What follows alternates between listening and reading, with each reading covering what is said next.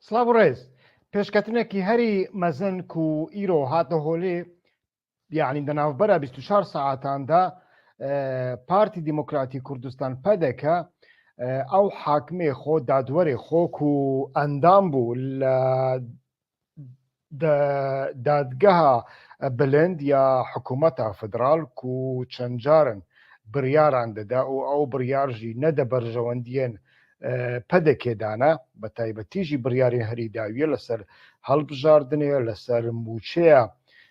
فەرمانبەرێن هەرێمێ و لەسەر تەسلیمکردنا داهاتێن پترۆل و غەیری پترۆلێ بۆی بەغدایێ و بە تایبەتترژی لەسەر مەسەلەیە کۆتایان یعنی تورکمان و سوریانی مەسیحی لەسەر ڤان یەکانە و بڕیار هاتن داین و تەرەفێ دادگاها بلندیا محکمەیە فدراالیا عراقێ و بڕیارێن vê دادگەهێ ملزەمن یعنی تو نەکاری تانە لێ بدەیت تو نەکاری ئاعتراز بکەیت تو divê پێک بینی و دەوێت دادگاهێدا ئەندامێکی کورد هەیە و ئەندامێکی یعنی دوو ئەندامێن کورتانە یەک ژوانە ئەندامێ پەدەکێ یەک ژوانە ئەندامێ یەکێتیە و ئەندامێکی دنێ یا کورجی حاکمەکی یەدەکە مەدید پشتی و پەدەکە ناڕەحەت بوو و ئەو بڕیار هاتەداین دە هەمان دەمێدا لە بەحساوەیەکێ دەهاتکردن و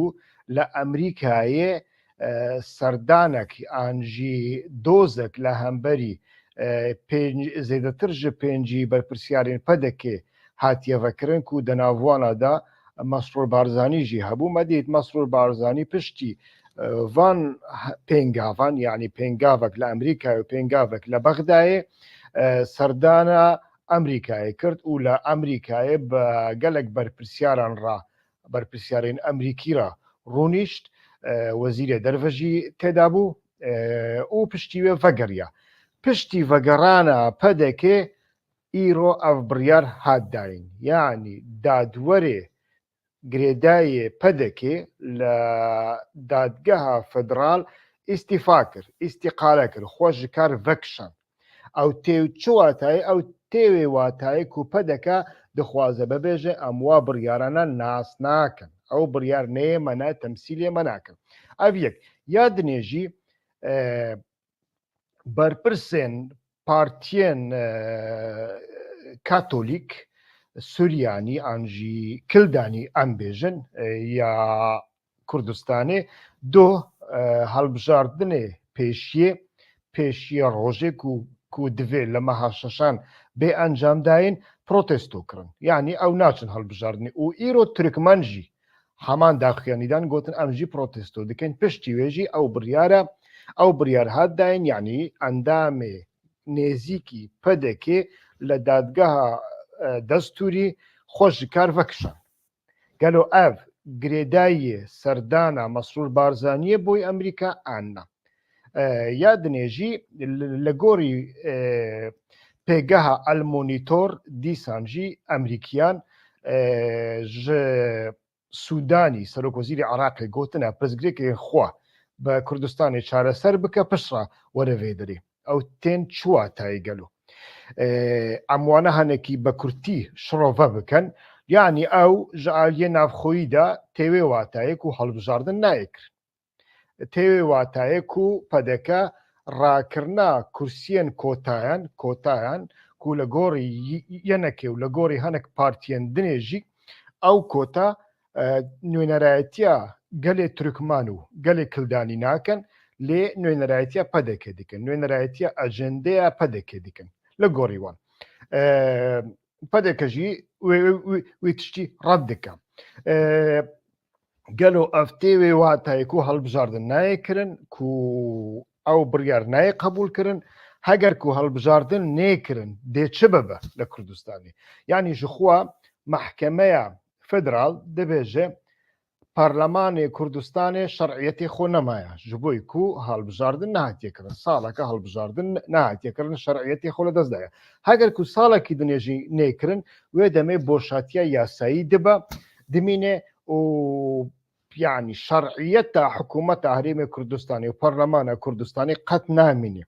نامينه أفيك يادن يجي هجركو أو بريار نوين بيك يعني أجركو لهف هاتن بدنا نفبر حكومة عراقي وحكومة هريم كردستاني نوي بيك يعني باندورا في كي لسر موچيان فرمانبران چوادبا يعني حتى نهاجش خو صالة شوي سي موچه نهاتن داين نهاجي نخوية چدبا وبريجي پازده موچين فرمانبران يعني قلقه پازده موچه هاتن برين انجي نداينه و یادنێژی موچێن کودانە هەمی چارێکێک ئاژی نیوی ژێ بڕینە گەلو نەهاوشونڤە ڕەوشە مامۆستا و فەرمانبەران چ دەبە گاوا و ڕەوشە فەرمانبەران و مامۆستایان چارەسەر نەبە ڕەوشە خوێندنگەهان چ دەبە ئەوژی قەت نەخویانە یادنێ ئەو بڕیار احتیمالە تەنێ بڕیاری پەدەکێ بە ئەگەر و یەکێتی ئەو یەکێ قبول بکە ئاژی نەچە ناو پشگیری لە بڕیارن پەدەکێنەکە ئاژی دژایەتیەوی بکە دێچ ببە یعنی وانە هەمی پرسیارن لێ تشتێک و هەری گرنگە یعنی مرۆڤ و فام بکە گەلۆ دەستێ ئەمریکا سیاسەتە ئەمریکا دەوی واریدا چییە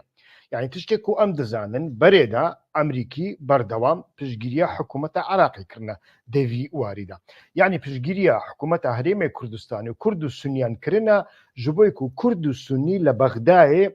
hebûnekî wan yasayî û behêz hebe ji bo ku hebûnekî yasayî û behêz hebe diviya pêşmerge bibe yek pêşmerge şefav be gendalî nebe û damezrawe û destûr li Kurdistanê da behêz bin û li gorî wan mafê mirovan bên pêk anîn an jî demokrasî hebe ê li gorî qenaetê min demokrasiya wan çi demokrasiya wan ew ku حکوومەتێکی تەمام بێ پەرلەمانێکی ئاکتیو بێ نە هەرجاری بڕیار لە دەستێ دووسێ کەساندا بن و لە گۆڕی خۆ بریاران بدەن و ئەو بڕیار ببە سەدەمێ کریزان ji bo ku کریز دەناوە حکوومەتاندا دەناوە دەوڵەتاندا ji بۆی وڵاتێکی سەرمایەداری وەکی ئەمریکا بێگومان زەرەرە نەها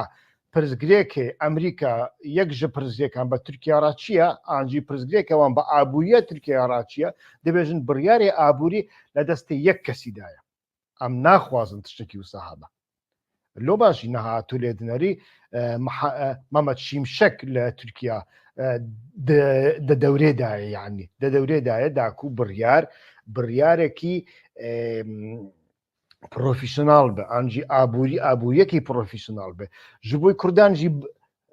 بە هەمان ڕەنگیە ئەو نە تەنێ گرێدایە ئابووریە گرێدایە هاوسەنگیان سیاسیە یعنی لە عراقێ پارتیەن و دەسەڵاتدارن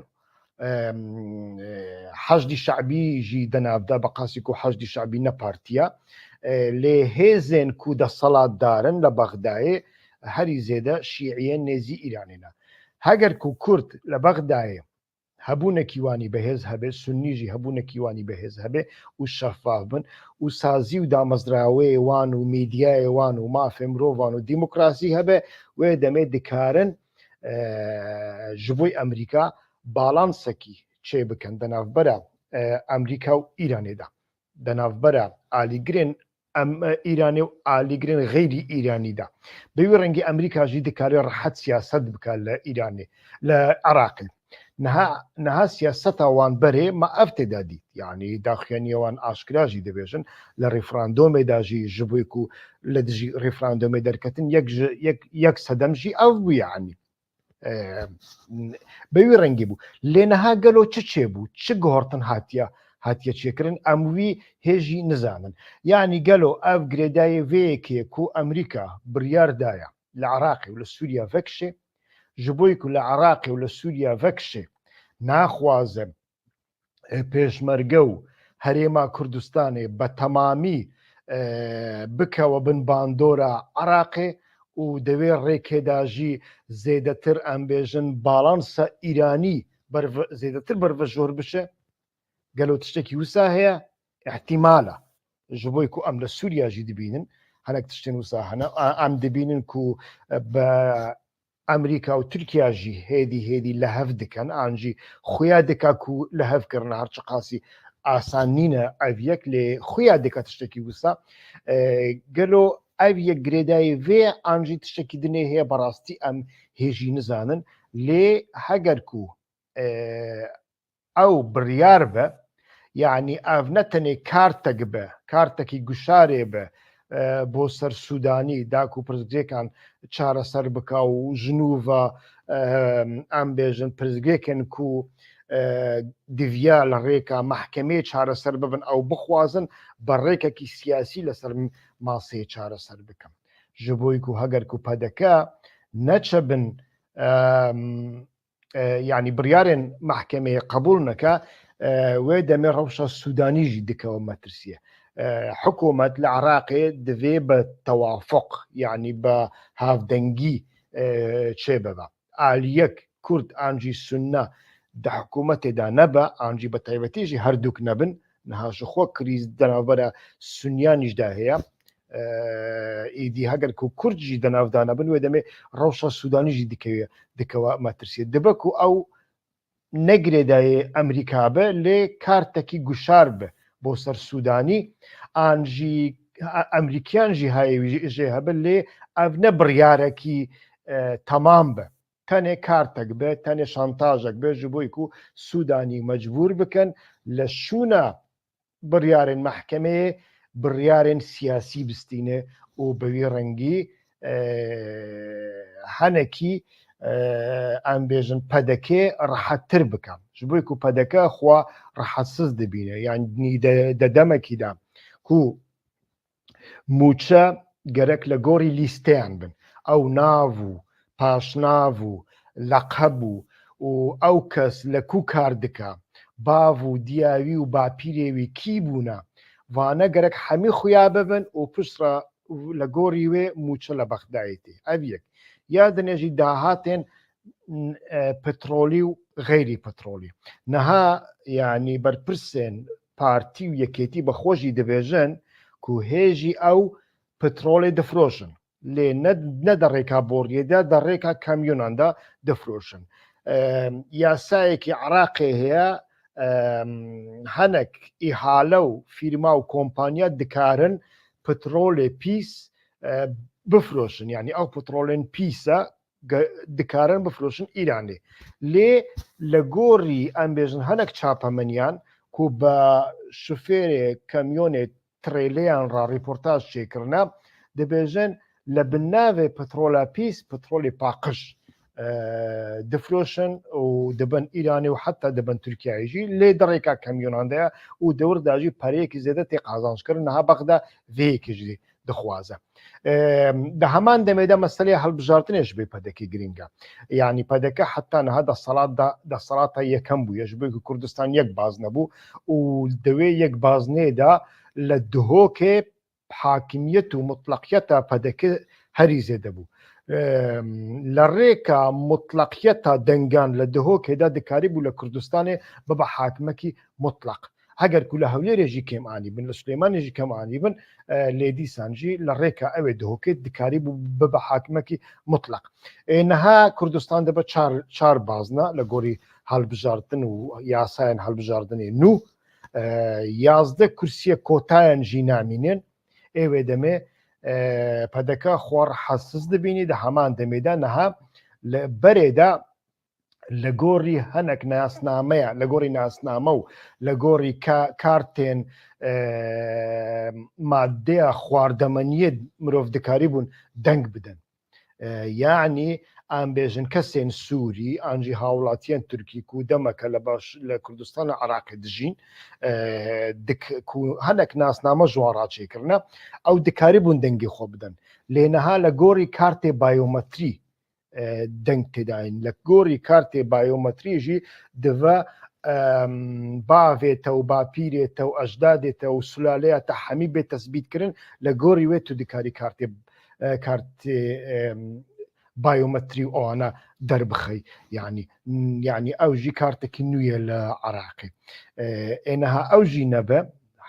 11 کورسیە کۆتایان ژی نەبن و کوردستان هەرێمەکی ببە چار هەرێم چار بازنە دە هەڵبژاردناندا بێگومان پەدەکە خۆڕەحەسس دەبینی و هەمووژی گرنگتر یعنی لە گۆڕی بڕیارە هەری داویە دادگەیە دەوێ کۆمیسیۆنێ عراقی سەرپەرشتیە هەڵبژاردنان بکە یعنی ئەف هەمی کریزن کە ئەم لێ بنەرن دەداویدا چ دەبە لێ هەگەرکو من گوت هەگەرکو ئەو بڕیار بە بەڕاستی نەشانتاژ بە نەترساندن بێ وێ دەمێ کریزێکی نو کریزێکی مەزن بەناوبەرە حکوومەتە عراقی و حکوومەتە هەرێمێ کوردستانی دەردەخێ هۆلێ و ئەو بەروەکو دچێ بەڕاستی ئەم هێژی نزانن بەروەکو دچێ و چ دەبێ کە ئەم لێ بنەڕن لە دەمێ پێشدا ئەمێ دیسا بە هەڤڕابن لە کەرەما خۆ ژبووی و هایوە ژوان گۆهڕتنانە هەبە کەناڵە یوتیوب یا هیوە خۆشناو سبسکرایب و ئابۆنە بکەن لایک بکەن و هەگەر پرسیاری وە هەبن پرسیاری خۆ بنویسێنن و ڤیدیۆ ئەمە ژ دۆست و هەواڵی خۆرە بشینن سلااو و ڕێز هیوە خۆشناو